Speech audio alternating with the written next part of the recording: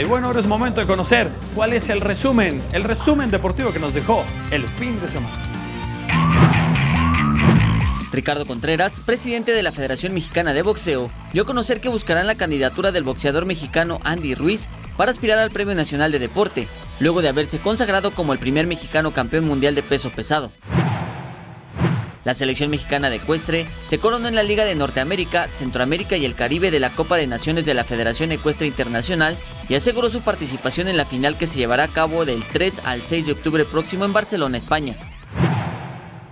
El mexicano Isaac Palma se llevó la gloria en los 10.000 metros marcha del Campeonato Nacional de la Federación Mexicana de Asociaciones de Atletismo, con un tiempo de 41 minutos y 2 segundos rumbo a los Juegos Panamericanos de Lima 2019. El Tribunal Federal Supremo de Suiza dictó un fallo en contra de la Federación Internacional de Atletismo y ordenó echar atrás la norma para que la atleta sudafricana Caster Semenya regule sus niveles de testosterona. La selección argentina de fútbol convocó al mediocampista de Tigres Guido Pizarro en sustitución del jugador de River Plate Ezequiel Palacios, que fue dado de baja por lesión y no estará en la Copa América de Brasil, que se disputará del 14 de junio al 7 de julio. Con información de Andrés Brito, 21 Noticias.